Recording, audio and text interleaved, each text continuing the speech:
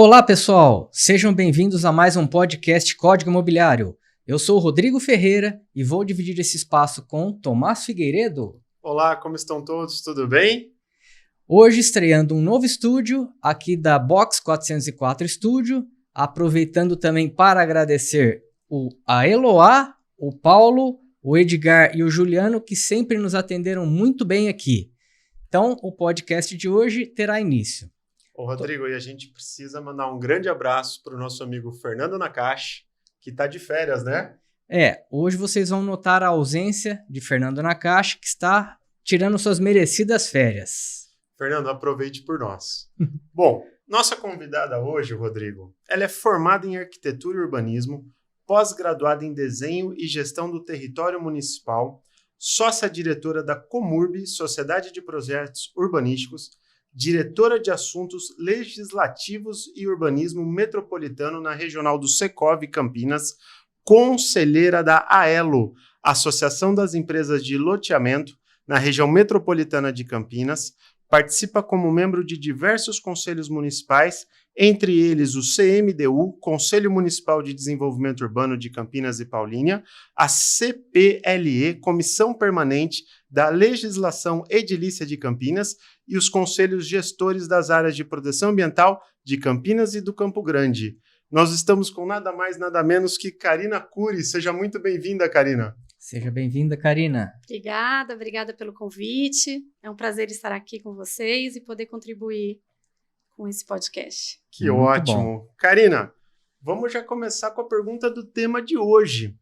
Explica para nós um pouquinho sobre a propriedade imobiliária compartilhada. Como é que isso funciona? Nos diga. Bom, no Brasil a gente chama de multipropriedades, né? Um adquirente de uma unidade compartilha por cotas a aquisição desse imóvel. Então, o imóvel, ele tem...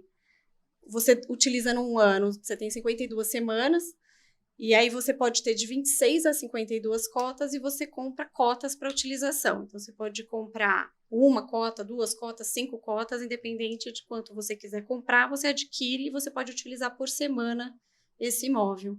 Ô, Karina, e até para quem está nos acompanhando, esse é aquele famoso anúncio que a gente vê, às vezes, adquira uma cota na praia de uma casa determinada por determinado valor. É mais ou menos isso? Isso, é sempre uma segunda residência, né, para férias, com o intuito de lazer.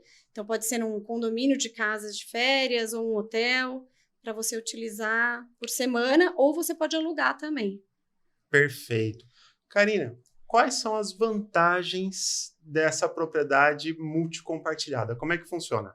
Eu acho que é você ter a tranquilidade de você não precisar trocar sua lâmpada, cuidar dos facilities mesmo de uma casa, né? Toda aquela dor de cabeça que você tem quando você vai numa casa de férias, né? Que a geladeira estraga, o sofá fura, então, enfim, você tem lá tudo mantido por uma administradora, né?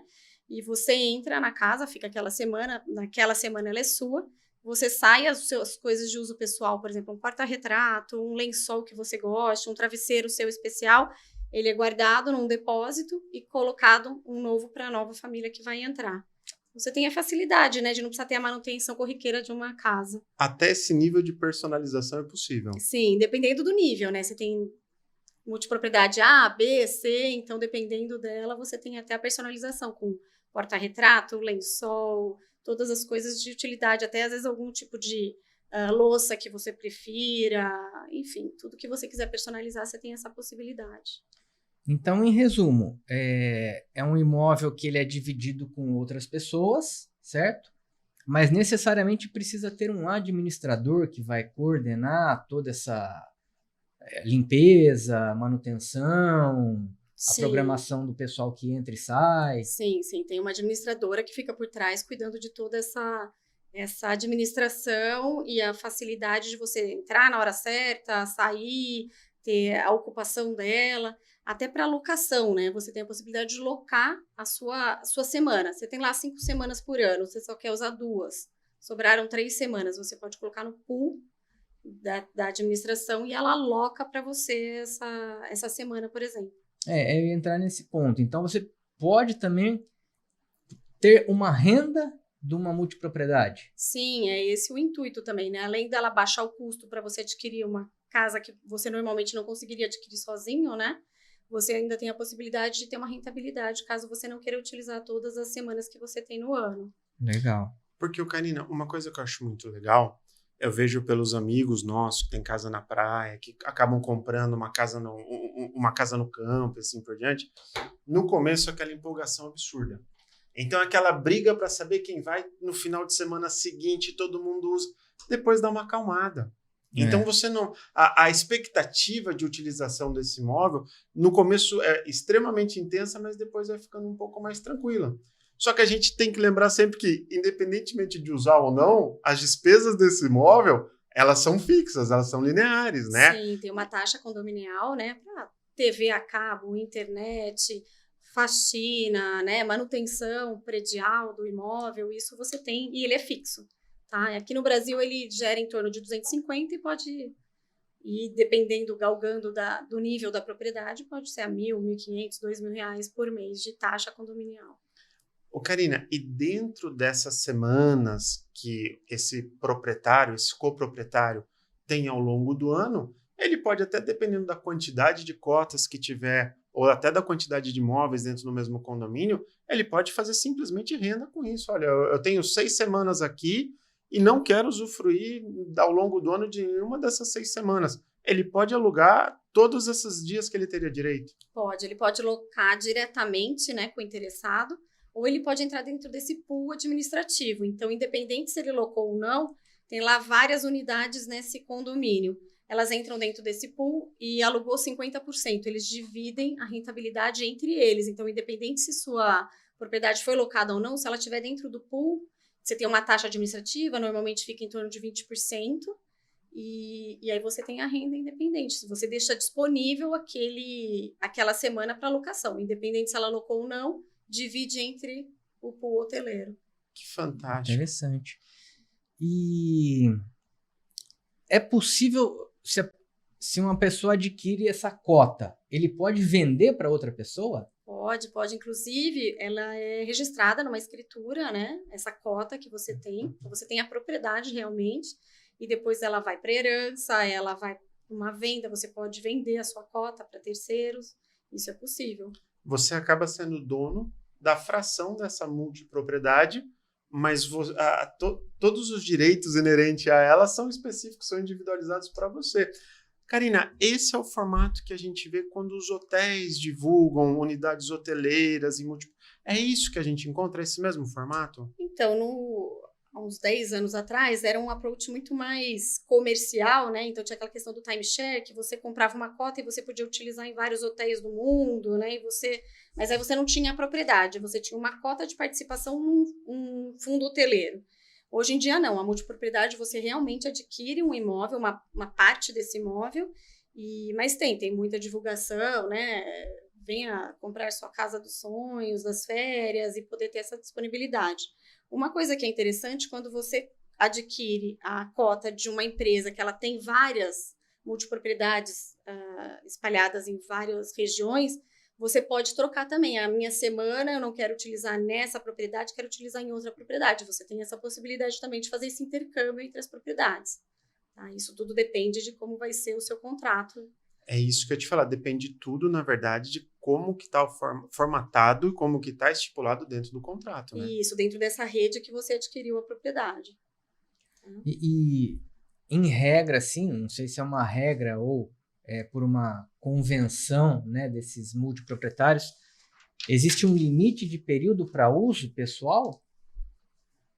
Tem, porque você divide as cotas, né? Então, você tem as semanas. Por exemplo, você compra das 52 semanas, você comprou 5 cotas. Então, você tem direito, dentro dessas, vão dar 10 semanas, né? Se forem 5 proprietários. Se forem 7, aí você vai diluindo. Depende do número de proprietários que você comprou, é o número de semanas que você vai poder utilizar. E, geralmente, faça um sorteio do ano seguinte. Então, você já sabe quais são as datas que você vai ter disponível. E se você quiser trocar entre os proprietários, aí é um acordo que a administradora faz esse intercâmbio de semanas também. É possível fazer, desde que eles pedem normalmente 90 dias de antecedência para você dizer que não pode utilizar aquela semana, quer utilizar em outra semana. E aí eles veem a possibilidade de fazer essa troca.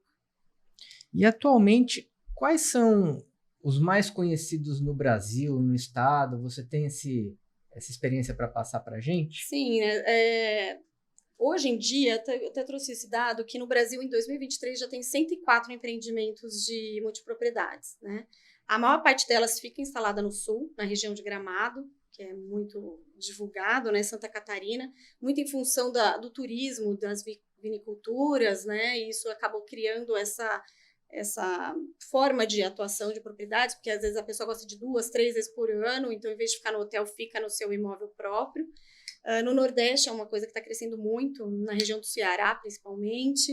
Em Goiás, em Rio Quente, Caldas Novas, nessas regiões, né, tem multipropriedades.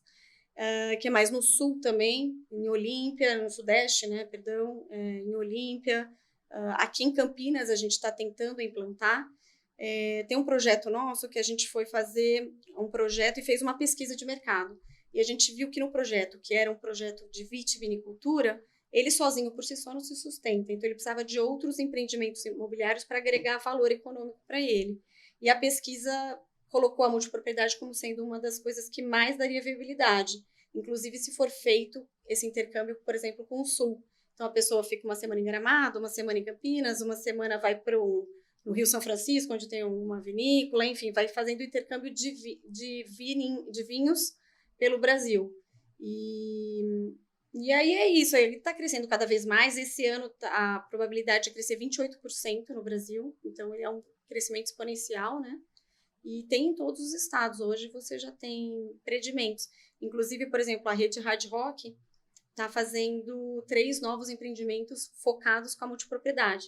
Então, no mesmo empreendimento que você tem as unidades hoteleiras, você também tem as unidades de apartamento. Uhum. Então, o primeiro que eles vão fazer é na região de Jericoacoara, no Ceará, e já estão em projeto de mais 2 sendo implantados no Brasil. O segundo acho que é Bahia, né? Isso Isso mesmo. Isso mesmo. Ô, Karina, e por exemplo assim, uma vez que a gente entendeu esse conceito da multipropriedade, o que a gente precisaria para o pessoal que nos acompanha? Olha, é interessante, eu estou gostando de aprender um pouquinho mais sobre isso. Quais são as considerações iniciais quando essa pessoa vai avaliar um projeto, um empreendimento, se é interessante para ele ou não esse perfil de investimento? A primeira coisa é procurar uma rede séria, que já tenha consolidado e que tenha isso formalizado, com uma certa experiência. Hoje em dia a gente tem uma legislação federal que dá suporte a isso, então dá garantia de você estar comprando esse imóvel. Então acho que a primeira coisa, pensar em quem que está divulgando e qual é a rede que está por trás disso. Depois, não ir pela empolgação, né? Porque muitas vezes você está de férias num hotel, aí te mostra a possibilidade de comprar a casa dos sonhos e você de empolgação. Então tem muito distrato. Isso é muito comum na multipropriedade, né? A pessoa vai na empolgação, depois volta para casa e fala, nossa, o que eu fiz, né?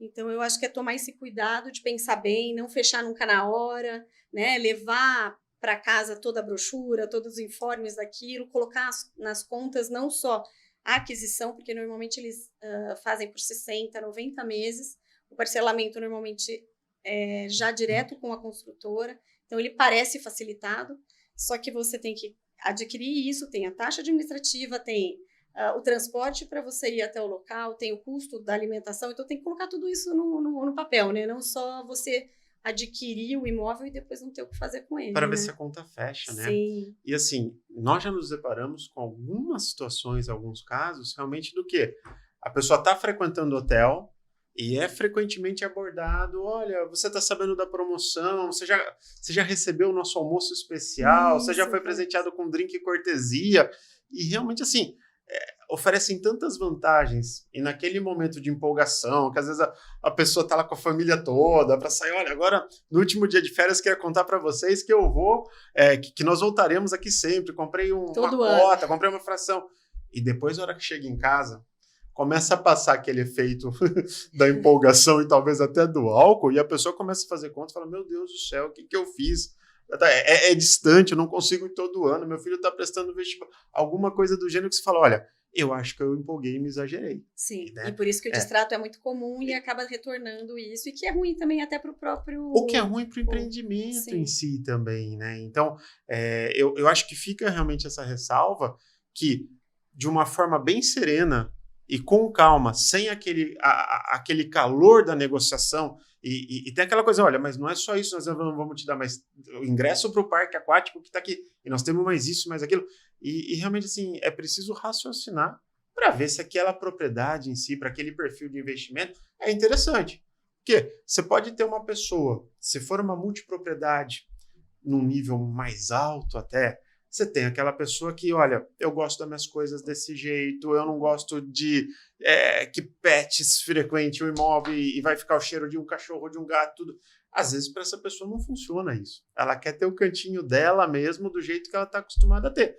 Ao mesmo tempo que eu vejo uma grande vantagem de você ter, ao invés de uma única propriedade, 2, 3, 4 espalhadas que você pode frequentar ao longo do ano com a família ou até mesmo ceder para que outros parentes seus ou amigos acabem utilizando. Então, assim, eu acho que é uma compra, mas é uma compra feita com maturidade. Pensar no negócio imobiliário também, né? Não só na questão das férias próprias, mas qual é o nível de rentabilidade, qual vai ser a segurança de que ele vai realmente conseguir locar nas semanas que ele não vai estar utilizando, para isso também de uma forma ser amortizado, né? Porque, Karina, você tem ainda 2 possibilidades.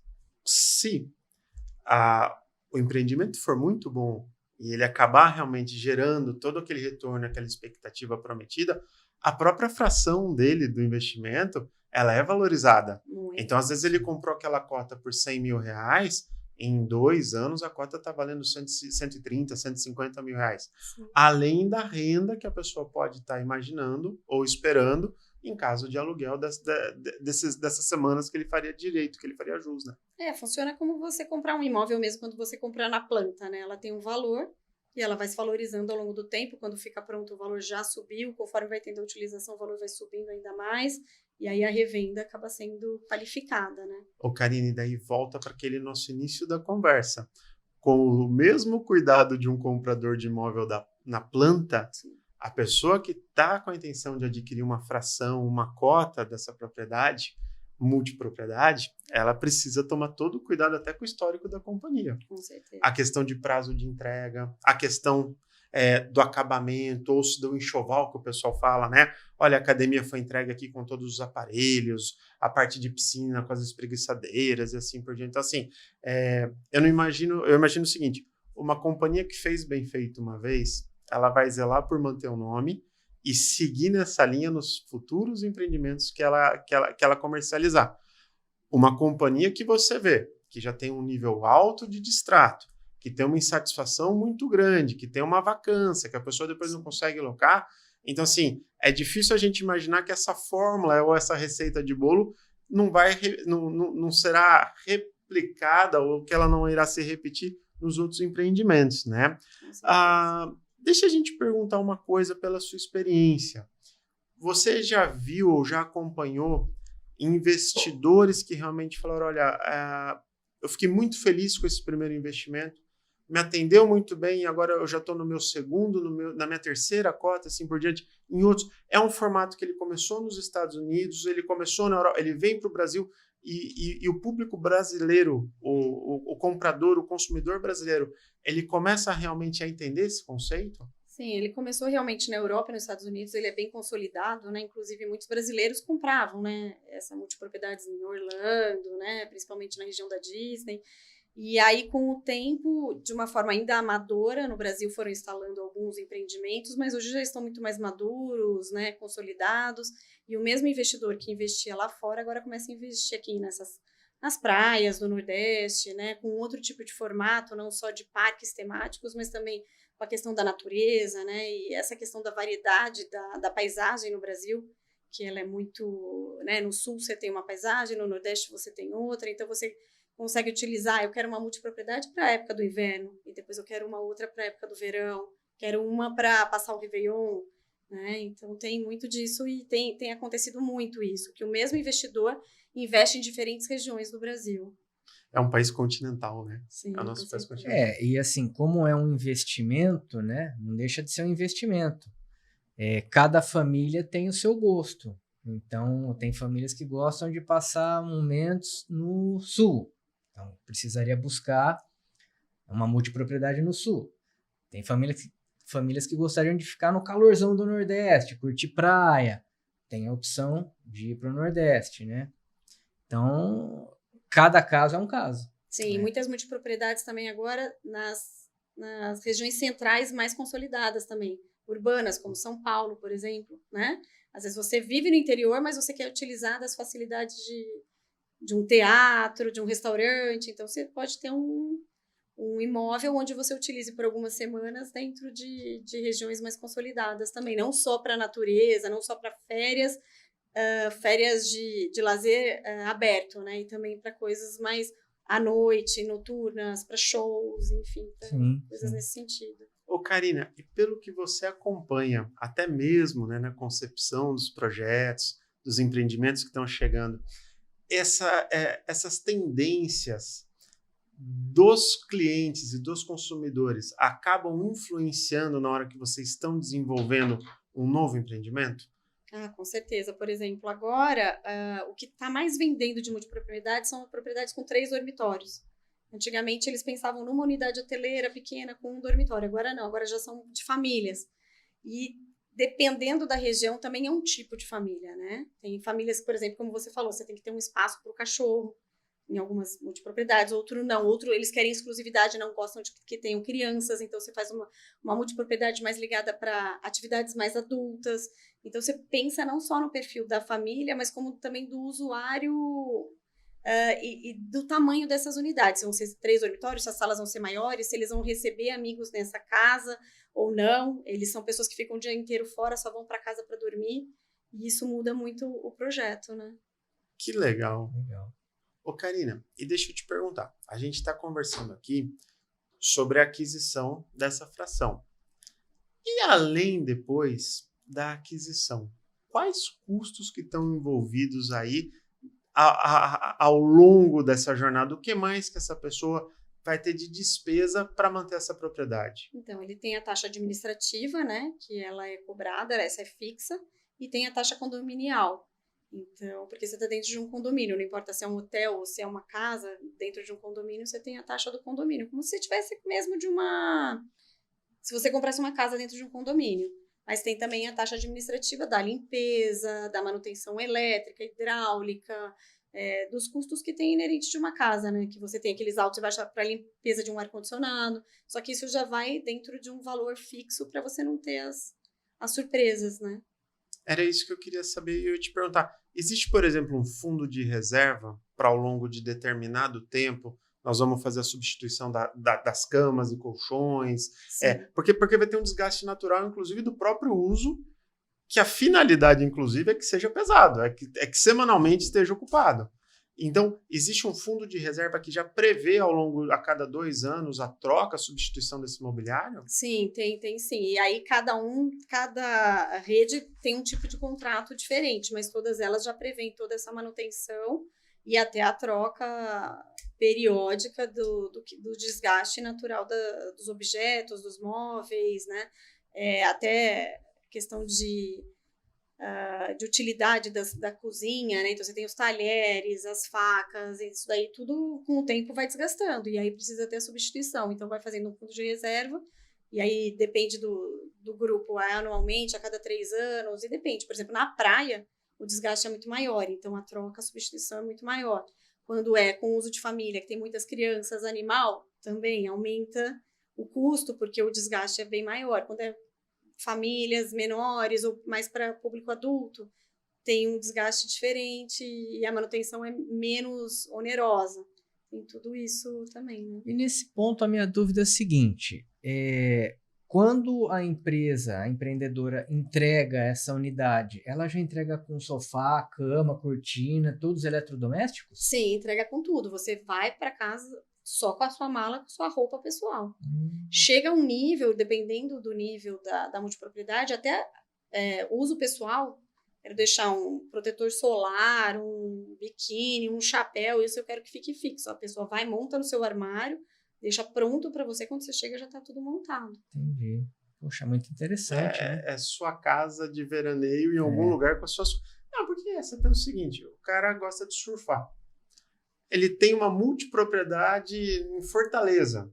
Então, assim, não tem justificativa esse deslocamento de uma prancha É. toda vez que tiver que Carrega no avião. carrega no avião, às vezes tem criança, tem todas as questões de cadeirinha de bebê, alguma coisa para praia, assim por diante. Já fica tudo lá Sim. como se fosse sua casa, É. mesmo não em tempo integral, mas a hora que você chega tá tudo lá, né? É tudo mesmo. É um chinelo, é uma prancha, é um porta-retrato, né? Eu gosto de um objeto de decoração. Tem alguns até que quadros eles mudam. Entendeu? Tem pessoas que gostam de decoração mais contemporânea, então estão lá os quadros daquele perfil, né? O outro gosta de mais clássico. Então tem os móveis básicos e até a decoração, às vezes, eles mudam. Na sua opinião pessoal, quais seriam as vantagens da multipropriedade a um imóvel comprado exclusivamente por uma pessoa? Eu acho que a grande vantagem mesmo é essa questão da manutenção, né? Eu já tive casa na praia e a maior dor de cabeça é chegar lá para utilizar e tá a lâmpada que tem que trocar, o ar-condicionado que faltou limpar, né? Teve uma infiltração no lugar, então no final você acabava usando naquela semana de lazer, você usava para ficar cuidando do afazer da casa. E quando ela estava de novo linda, já era hora de ir embora. Então, eu acho que a grande vantagem é essa, você chegar a utilizar aquilo como seu e tá sempre impecável, sempre da melhor forma, a manutenção é impecável. E, além do mais, você tem uma propriedade que você pode ter rentabilidade com ela, né? Você não vai ter só gasto. É aquela frase, até nas férias se carrega pedra, né? Não Você é? vai para uma coisa que é sua, mas você tem que ficar arrumando ela. O Rodrigo, ele tinha uma casa no litoral aqui de São Paulo. Ele nunca me convidou, mas eu lembro o seguinte: de 4 dias do feriado, ele passava 3 arrumando coisa. Não é? Então era chuveiro, lâmpada, assim. No último dia ele almoçava e vinha embora. Então é mais sofrimento. Sim. E é curioso que imóvel é uma coisa que a falta de uso também estraga. Também. Então você precisa estar usando, estar o tempo todo lá em utilização, justamente para não chegar depois de 2, 3 meses com tudo parado e começar cheiro de gás, o aquecedor não está funcionando. O que está acontecendo? Entendeu? Então, assim, e é muito curioso, porque esse conceito de multipropriedade hoje, a gente começa a ver para outros bens, inclusive, quando a gente fala de automóveis, quando lancha, porque às vezes é um investimento muito alto que você faz para uma utilização que acaba ficando irrisória com o tempo, né? Então, eu não imagino você tendo um barco que você vá todo final de semana ou toda semana utilizá-lo ao longo de um ano. Até porque você enjoa, você tem os programas, né? De repente você tem um casamento, aí você não pode ir. Então, você tendo a possibilidade de você ter poucas semanas, né? Além de você não enjoar, você dilui os custos, né? Isso é muito interessante. E o mais interessante, se você não usa, você pode ceder seu tempo de uso e ainda ter a renda, né? Isso. Que é o que eu comentei, você pode alugar diretamente para o interessado ou entrar dentro de um pool hoteleiro e você deixar disponível aquela semana para aluguel e depois você divide os dividendos daquela semana com quem conseguiu alugar. Não necessariamente é o seu imóvel que foi alugado. Então tem lá 10 imóveis disponíveis e alugaram 5. Dilui entre os 10 proprietários aquela renda dos 5 que foram alugados. Ô, Karina, e eu acho uma coisa interessante, até nesse conceito de condomínio que nós estamos conversando aqui, ainda que você conheça, ainda que você faça amizade com os outros 5 proprietários do mesmo apartamento do qual você é dono, não adianta você combinar uma coisa exclusivamente entre eles que fuja da regra do condomínio. Sempre você fala com o administrador. E normalmente você nem conhece quem são os outros cotistas, então, né? assim, Você não tem nem contato. Não dá para você virar e falar assim, nossa, todas as unidades serão entregues com uma TV de 42, mas a nossa aqui vai ter 60 polegadas. Isso não é possível, né? Segue-se justamente todo um padrão, né, Karina? É sempre assim, quando você tem um combinado entre todos os cotistas e todos os cotistas 100% decidem por aquilo, aí tudo bem, aí pode fazer a substituição, né? Mas é sempre via administradora e nunca diretamente entre os cotistas, né? É justamente para não ter essa relação de desgaste emocional, sempre dentro de uma empresa profissionalizada que vai fazer esse tipo de ajuste, né? E é engraçado, né? Porque às vezes a gente acompanha tanto problema em condomínios em que cada um já é proprietário do seu próprio apartamento e os problemas acabam surgindo dentro da área comum, dentro das áreas comuns de circulação e de utilização, que a gente tem que compreender realmente a necessidade desse regramento, porque aí você vai estar dividindo a fração de uma única unidade. Então, se você não estabelece regras muito claras, isso acaba ficando, ao longo do tempo, temeroso, né? Mas a diferença é que você não vai usar entre os condôminos, na mesma hora, né? Normalmente o desgaste, a briga é isso, né? Um que fez um barulho, o outro que utilizou a piscina de uma forma errada. Você não vai estar tendo contato com aquele grupo proprietário da mesma unidade, né? Cada um vai numa semana separada, então você acaba não tendo essa relação mesmo, né? Sim.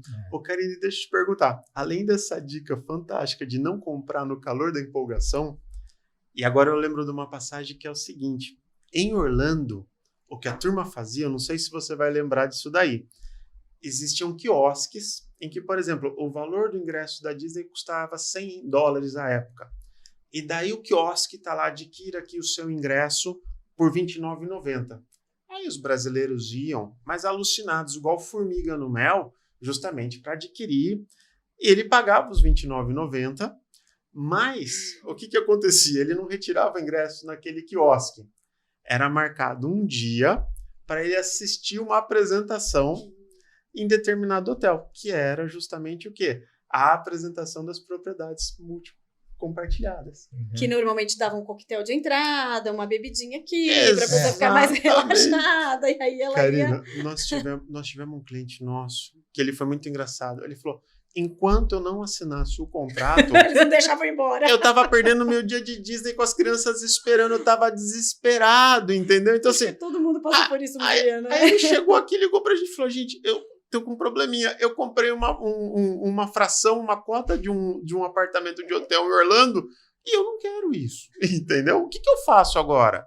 E foi feito todo um acompanhamento, assim, compreendendo que foi uma compra completamente de impulso. Sim. E realmente lá, tirando algumas despesas, foi feita a rescisão do contrato assim por diante. Além desse cuidado, tem alguma outra dica que a pessoa que quiser fazer a aquisição de uma cota ou de uma fração dessa precisa ter?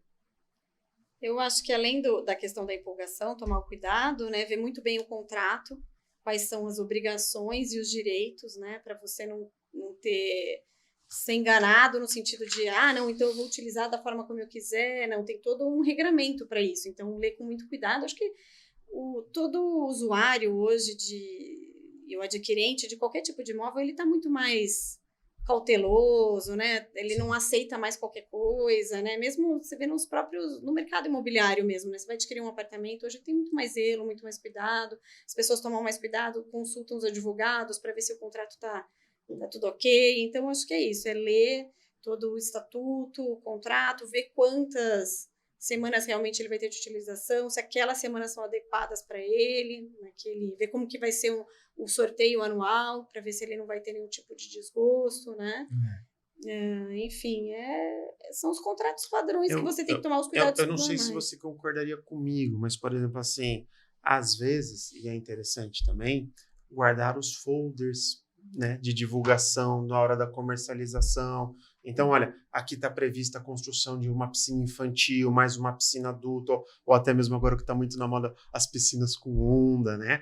Justamente para quê? Para se no momento da entrega tiver alguma coisa diferente, também conseguir de uma certa maneira exigir o direito de receber aquilo que foi veiculado à venda, que foi anunciado, que fez parte do material publicitário. Porque eu acho, sinceramente, que o brasileiro, especificamente os consumidores de empreendimento imobiliário, eles acabaram amadurecendo muito ao longo dos últimos anos. Isso começa na época da Encol, se estende atrás de todo o atraso de entrega que nós passamos de 2008 em diante até o presente momento. Assim, não dá mais para acreditar aquela situação simples de que, olha, todas as unidades são vagas cobertas de garagem e não está constando isso. Sim. Ou aquela história lá, a gente conhecia histórias fantásticas de que todo prédio era sol da manhã. Nós não sabíamos se é um jogo de espelho e assim por diante, mas na hora da venda era tudo sol da manhã. Então, hoje eu acho de forma muito mais madura, é justamente o quê? Que essas pessoas realmente tenham em mãos como se fosse mesmo uma pasta do que ela realmente adquiriu para, se lá na frente tiver qualquer divergência, poder solicitar alguma compensação, né? E solicitar que tudo esteja escrito, né, formalizado realmente, não só de boca, mas que esteja não só no folder, mas no próprio contrato mesmo, né? Então, acho que hoje em dia tem essa possibilidade de pedir um aditivo, até a forma do distrato, como vai ser, porque se você se arrepende, como que vai ser para você sair desse contrato, né? Também quais são as cláusulas resolutivas, as multas, né? Para ver se também cabe na hora de você decidir, não só pela aquisição, mas no caso de desistência, como que você vai conseguir sair disso, né? Uhum. E após entregue essa unidade adquirida em multipropriedade, acontece como, por exemplo, em condomínios, assembleias para aprovação de obras, reformas, melhorias, acontece também em multipropriedade? Acontece no sentido, mas é muito mais virtual, né? Justamente porque as pessoas não moram naquele local, então acontece de forma virtual e ela é muito mais profissional hoje em dia, né? Mas quem fica responsável por isso é geralmente a administração. E ela informa só o cotista quais são as medidas que vão ser tomadas. Eles que controlam isso, né? É de uma forma muito mais profissional. Então, não tem um síndico que seja entre os cotistas, eleja um síndico. Não, geralmente não. É 100% profissional. Remunerado. Já isso remunerado. Não tem margem para fazer nada amador, né? Senão o problema pode ser muito grande. Ô, Karina, obviamente, do seu ponto de vista, você entende como um bom investimento uma multipropriedade? Eu entendo como um bom investimento, mas eu não faria como primeiro investimento, né? Acho que ter a casa própria, o seu imóvel, acho que esse é o primeiro investimento. Você já está mais consolidado, você quer diversificar, né, os seus investimentos, aí eu vejo como uma boa opção e cada vez mais segura, mais consolidada no Brasil, de forma muito crescente. Inclusive, eu não posso deixar de mencionar, né, eu comentei até com vocês, do Papa da Multipropriedades no Brasil, é o Caio Calfá, que ele tem a Calfá Consultoria, ele que faz todo um anuário, então eles vão medindo qual que é a taxa de crescimento, o que está funcionando, o que não está funcionando, o que precisa ser alterado. Inclusive, ele participou da elaboração dessa legislação federal brasileira, que agora já vai ser revista novamente, né? Porque é uma coisa dinâmica, os problemas vão acontecendo e você vai tendo que adaptar, como toda legislação, né? Então, mas isso hoje em dia no Brasil é uma forma muito segura de investimento, sim, mas eu viria como uma segunda residência, um segundo investimento também, imobiliário. Ou também, né, Karina, pode existir, na verdade, um raciocínio inverso.